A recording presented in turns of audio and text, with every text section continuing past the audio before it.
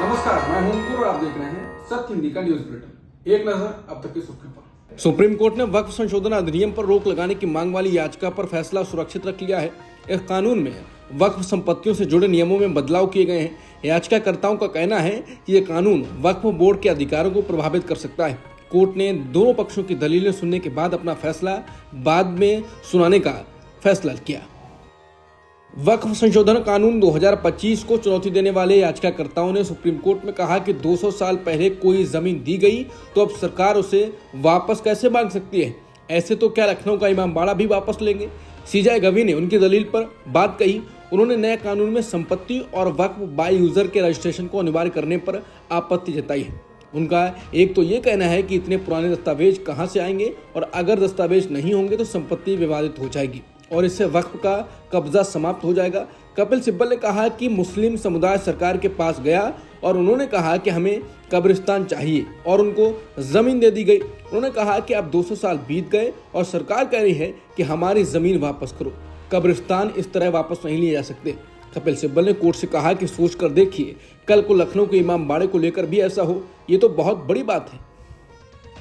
वक्फ पर सुनवाई के दौरान सॉलिसिटर जनरल तुषार मेहता ने आज अधिनियम की धारा 3E के बारे में चिंताओं को संबोधित करते हुए शुरुआत की, जो अनुसूचित क्षेत्रों के अंतर्गत आने वाली भूमि पर वक्फ के निर्माण पर रोक लगाती है। यह नियम आदिवासियों के जमीन और अधिकारों की रक्षा के लिए है।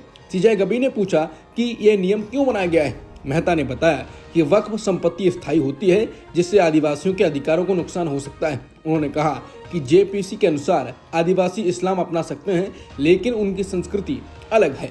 जस्टिस मसीह ने कहा यह ठीक नहीं है क्योंकि इस्लाम है, एक ही है। मेहता ने जवाब दिया कि फिर भी इन नियम को हटाने का कोई ठोस कारण नहीं। उन्होंने कहा कि राज्य कानून आदिवासियों की जमीन खरीदने से रोकते हैं। अगर वक्फ बनता है तो प्रबंधक मनमानी कर सकता है। अगर ये नियम बहुत सख्त है तो इसे हटाने पर विचार करना चाहिए। कर्नाटक हाईकोर्ट ने गुरुवार को अंतरिम आदेश में बीजेपी आईटी सेल के प्रमुख अमित मालवीय और रिपब्लिक टीवी के प्रधान संपादक अर्नब गोस्वामी के खिलाफ दर्ज एफआईआर में आगे की जांच पर रोक लगा दी है। बता दें, कांग्रेस ने दोनों पर केस दर्ज कराया है कि उन्होंने झूठा दावा फैलाया था कि तुर्की का Istanbul Congress centre Congress party का अंतर्राष्ट्रीय कार्यालय है। इलाहाबाद हाईकोर्ट ने गुरुवार को यति नरसिंहानंद पर ट्वीट करने के लिए ऑल्ट न्यूज के पत्रकार और फैक्ट चेकर मोहम्मद जुबैर के खिलाफ दर्ज एफआईआर को रद्द करने से इनकार कर दिया। हालांकि कोर्ट ने जांच के दौरान उन्हें गिरफ्तारी से अंतरिम संरक्षण दिया है। लाइव लॉ की रिपोर्ट के मुताबिक हाईकोर्ट की बेंच ने कहा कि मामले में निष्पक्ष जांच की जरूरत है। जुबैर पर दर्ज एफआईआर में आरोप लगाया गया था कि उन्होंने 3 अक्टूबर को यति नरसिंहानंद के पुराने वीडियो क्लिप सोशल मीडिया पर साझा किए थे, जिसकी मंशा मुस्लिम समुदाय को नरसिंहानंद के खिलाफ भड़काना था। भारत के विदेश मंत्री एस जयशंकर ने दोहराया है कि भारत और पाकिस्तान के बीच हालिया संघर्ष की समाप्ति दोनों पक्षों के बीच आपसी सहमति से हुई। उनके मुताबिक अंतर्राष्ट्रीय मध्यस्थता विशेष रूप से अमेरिका से प्रभावित नहीं थी। ये बातें उन्होंने नीदरलैंड्स के ब्रॉडकास्टर NOS के साथ एक इंटरव्यू में कही। बता दें, ट्रंप लगातार ये दावा कर रहे हैं कि उन्होंने संघर्ष रुकवाया। अब एस जयशंकर ने कहा कि अब जब दो देश संघर्ष में उलझते हैं तो ये स्वाभाविक है कि दुनिया के देश फोन करके अपनी चिंता जाहिर करते हैं, लेकिन गोलीबारी और सैन्य कार्रवाई बंद करने के बारे में भारत और पाकिस्तान के बीच सीधे बातचीत हुई थी। हालांकि अब कहा जा रहा है कि ट्रंप के बयान को एस जयशंकर ने खारिज किया। इसके पीछे क्या वजह हो सकती है? क्या कुछ पर्दे के पीछे हुआ है? एस जयशंकर ने कहा कि युद्ध विराम पर भारत और पाकिस्तान के बीच सीधे बातचीत हुई थी। हमने अमेरिका समेत सभी से कहा कि अगर वो समझौता चाहते हैं तो उन्हें हमसे सीधे बात करनी होगी और यही कारण है कि ऐसा हुआ। उन्होंने इस बात पर जोर दिया कि दोनों पक्षों ने युद्ध विराम पर सीधे बातचीत की। विदेश मंत्री ने कहा कि 4 दिनों तक चले संघर्ष के दौरान कई देशों ने भारत से संपर्क किया। उन्होंने खुलासा किया कि नरेंद्र मोदी सरकार ने अमेरिका समेत सभी देशों को बता दिया था कि अगर पाकिस्तान युद्ध विराम चाहता है तो उसे सीधे भारत से संपर्क करना होगा। उन्होंने कहा कि उनके जनरल ने हमारे जनरल को फोन करके ये बात कही और यही हुआ। उन्होंने कहा कि ये पाकिस्तानी सेना थी जिसने संदेश भेजा था कि वो गोलीबारी बंद करने के लिए तैयार हैं और हमने उनके अनुसार जवाब दिया। भारत के विदेश मंत्रालय के प्रवक्ता रणधीर जायसवाल से चीन, पाकिस्तान और अफगानिस्तान के विदेश मंत्रियों के बीच बीजिंग में हुई त्रिपक्षीय वार्ता पर सवाल किया गया। विदेश मंत्रालय के प्रवक्ता रणधीर जायसवाल ने कहा कि हमने कुछ रिपोर्ट्स देखी हैं, इसके अलावा मुझे इस बारे में कुछ और नहीं कहना है। बता दें कि 21 मई को बीजिंग में पाकिस्तान के विदेश मंत्री इसाक डार और चीन के विदेश मंत्री वांग ई और अफगानिस्तान के कार्यवाहक विदेश मंत्री आमिर खान मुत्तकी के बीच त्रिपक्षीय बैठक हुई थी। बता दें चीन, पाकिस्तान और अफगानिस्तान बीजिंग में हुई इस बैठक में चीन पाकिस्तान इकोनॉमिक कॉरिडोर का अफगानिस्तान तक विस्तार करने पर सहमत हो गए, जिसको भारत के लिए खतरे की घंटी बताया गया। उधर चीन भारत के पास बांग्लादेश के एयरबेस को भी दोबारा बनाने में सहयोग कर रहा है, ये भी भारत के लिए खतरे की घंटी।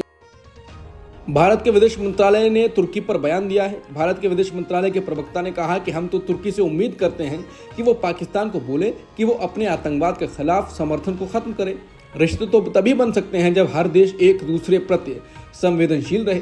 विदेश मंत्रालय ने यह भी साफ कर दिया कि भारत और पाकिस्तान के बीच में अब कोई भी बातचीत होगी तो वो सिर्फ पीओके को लेकर होगी, आतंकवाद पर होगी। जायसवाल ने तुर्की की कंपनी सेलेबी एयरपोर्ट सर्विसेज की रोक पर कहा कि सेलेबी मामले पर यहाँ तुर्की दूतावास के साथ चर्चा की गई है, लेकिन मैं समझता हूँ यह विशेष निर्णय नागरिक उड्डयन सुरक्षा द्वारा लिया गया है। इसके बाद सोशल मीडिया पर लोग कह रहे हैं कि इससे संकेत मिलता है कि तुर्की के साथ तनाव नहीं बढ़ेगा। ऑपरेशन सिंदूर को राजनीतिक रूप से भुनाने का आरोप झेल रहे पीएम मोदी ने एक बार फिर अपनी बेबाक शैली में पाकिस्तान को कड़ा संदेश दिया। बीकानेर की एक जनसभा में उन्होंने कहा, मोदी का दिमाग ठंडा है लेकिन खून गर्म है, मेरी रगों में सिंदूर बहता है। पीएम ने ऑपरेशन सिंदूर को आतंकवाद के खिलाफ नया मानक बताते हुए कहा कि अब कोई भी आतंकी हमला बर्दाश्त नहीं किया जाएगा और इसका जवाब मुंह तोड़ होगा। पीएम मोदी ने पाकिस्तान को चेतावनी देते हुए कहा कि भारत अब आतंकवाद और व्यापार को एक साथ नहीं चलने देगा। उन्होंने साफ किया कि अगर पाकिस्तान से कोई बात होगी तो वो केवल आतंकवाद और पीओके के मुद्दे पर होगी। पीएम मोदी ने बीकानेर में कहा कि 22 अप्रैल को आतंकवादियों ने धर्म पूछकर हमारी बहनों की मांग का सिंदूर उजाड़ दिया था। वो गोलियां पहलगाम में चली थी, लेकिन उन गोलियों से 140 करोड़ देशवासियों का सीना छलनी हुआ था। प्रधानमंत्री ने कहा कि हमारी सरकार ने तीनों सेनाओं को खुली छूट दे दी थी और तीनों सेनाओं ने ऐसा चक्रव्यूह रचा कि पाकिस्तान को घुटने टेकने पर मजबूर कर दिया। उन्होंने कहा कि 22 तारीख के हमले के जवाब में हमने 22 मिनट में आतंकियों के 9 सबसे बड़े ठिकाने तबाह कर दिए। दुनिया ने और देश के दुश्मनों ने देखा कि जब सिंदूर बारूद बन जाता है तो नतीजा क्या होता है। पीएम ने कहा कि जो अपने हथियारों पर घमंड करते थे आज वो मलबे के ढेर में पड़े हुए हैं। मोदी ने कहा कि ऑपरेशन सिंदूर खत्म नहीं हुआ है, ये अब नया नॉर्म है। अगर आतंकी हमला हुआ तो जवाब तुरंत और कड़ा मिलेगा। न्यूक्लियर हथियार की धमकी अब काम नहीं करेगी। उन्होंने ये भी जोड़ा कि भारत आतंकियों और पाकिस्तानी सेना के बीच कोई अंतर नहीं देखेगा। प्रधानमंत्री मोदी ने कहा कि पाकिस्तान एक बात भूल गया कि अब मां भारती का सेवक मोदी यहां सीना तान कर खड़ा हुआ है। कांग्रेस नेता पवन खेड़ा ने कहा है कि साहब, सिंदूर को रगों में नहीं चढ़ाया जाता है, मांग में सजाया जाता है। निर्दोषों के खून पर ओछी राजनीति करने में तो आपका कोई मुकाबला नहीं है। डायलॉगबाजी छोड़कर देश को ये बताइए कि ट्रंप के कहने पर सिंदूर का सौदा क्यों किया। पहलगाम में सुरक्षा चूक का जिम्मेदार कौन है? चारों आतंकवादी आज तक लापता क्यों हैं? विदेश मंत्री ने सैन्य कार्रवाई से पहले पाकिस्तान को फोन कर सूचित क्यों किया? इस फोन कॉल का भारत को क्या नुकसान हुआ? प्रधानमंत्री मोदी के बयानों पर अब कांग्रेस पार्टी की तरफ से प्रतिक्रिया आई है। कांग्रेस नेता जयराम रमेश ने कहा कि प्रधानमंत्री मोदी ने एक बार फिर से फिल्मों जैसे खोखले डायलॉग्स का सहारा लिया। उन्होंने कहा कि आज बीकानेर में जिस तरह प्रधानमंत्री ने एक बार फिर फिल्मों जैसे खोखले डायलॉग्स का सहारा लिया, उससे कहीं ज्यादा जरूरी है कि वो उन गंभीर सवालों का जवाब दें जो देश उनसे पूछ रहा है। पहलगाम के निर्दयी हत्यारे अब तक खुले क्यों घूम रहे हैं? कुछ रिपोर्ट्स के मुताबिक यही आतंकी गिरोह पिछले 18 महीने में पुंछ, गगनगीर और गुलबर्ग में हुए 3 आतंकी हमलों के लिए जिम्मेदार थे। जम्मू कश्मीर के पूर्व राज्यपाल सत्यपाल मलिक की मुश्किलें बढ़ गई हैं। किरू हाइड्रो परियोजना से जुड़े कथित करप्शन मामले में सीबीआई ने चार्जशीट दायर की है, जिसमें सत्यपाल मलिक का नाम शामिल है। उनके अलावा कुछ अन्य लोगों के खिलाफ भी चार्जशीट दायर हुई है। इस बारे में सीबीआई के एक अधिकारी ने कहा कि कथित किरू हाइड्रो परियोजना से जुड़े भ्रष्टाचार मामले में सत्यपाल मलिक, उनके प्राइवेट सेक्रेटरी और 4 अन्य लोगों के खिलाफ चार्जशीट दायर की गई है। इस एक्शन को लेकर अभी तक सत्यपाल मलिक ने सामने से कोई प्रतिक्रिया नहीं दी। सोशल मीडिया पर उनकी एक पोस्ट जरूर सामने आई है जिसमें वो अस्पताल में दिखाई दे रहे हैं। उन्होंने साथ में लिखा है कि अभी मेरी हालत बहुत खराब है, मैं फिलहाल राम मनोहर लोहिया अस्पताल दिल्ली में भर्ती हूं और किसी से भी बात करने की हालत में नहीं हूं। सुप्रीम कोर्ट ने गुरुवार को ईडी को तमिलनाडु स्टेट मार्केटिंग कॉरपोरेशन यानी TAS एमएसी पर छापेमारी के लिए कड़ी फटकार लगाई और कहा कि ईडी सारी सीमाएं लांघ रही है और संघीय ढांचे का उल्लंघन कर रही है। कोर्ट ने टीएएस एमएसी के खिलाफ मनी लॉन्ड्रिंग जांच पर रोक लगा दी, जिसमें कथित 1000 करोड़ रुपए का घोटाला शामिल है। भारत के चीफ जस्टिस बीआर गवई और जस्टिस एजी मसीह की बेंच ने तमिलनाडु सरकार की याचिका पर सुनवाई करते हुए ईडी के कार्यों पर गहरी नाराजगी जताई। कोर्ट ने ईडी से 2 सप्ताह में जवाब दाखिल करने को कहा। लोकसभा में नेता प्रतिपक्ष राहुल गांधी गुरुवार को दिल्ली विश्वविद्यालय के छात्र संघ कार्यालय में पहुंचे। इस दौरान राहुल गांधी ने डूसू अध्यक्ष रौनक खत्री और संयुक्त सचिव लोकेश चौधरी से मुलाकात कर बातचीत की। उनके डूसू ऑफिस पहुंचने के बाद डूसू सचिव मित्रवंदा करवाल और अन्य कार्यकर्ताओं ने नारेबाजी की। उन्होंने छात्र छात्राओं से भी बातचीत की। कुछ देर डूसू कार्यालय में बिताने के बाद राहुल गांधी वहां से रवाना हुए। इस दौरान उन्होंने शैक्षणिक संस्थानों में लोकतांत्रिक भागीदारी और प्रतिनिधित्व के महत्व पर बात की।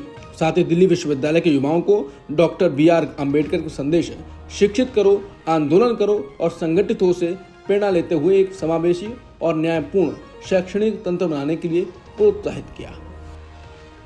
गजा में बढ़ते इजरायली हमलों के बाद इजरायल के भीतर इसके खिलाफ और लड़ाई के तरीकों के खिलाफ आवाज उठने वालों की संख्या बढ़ती जा रही है।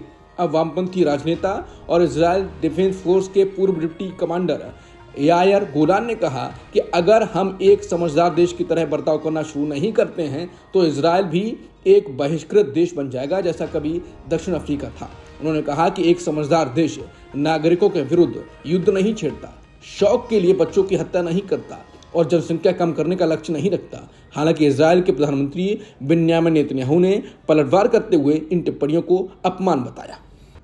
अब तक की सुर्खियों में इतना ही। बाकी खबरों के लिए बने रहिए सत्यहिंदी.com के साथ। Copyright disclaimer under Section 107 of the Copyright Act 1976. Allowance is made for fair use for purposes such as criticism, comment, news reporting, scholarship, and research.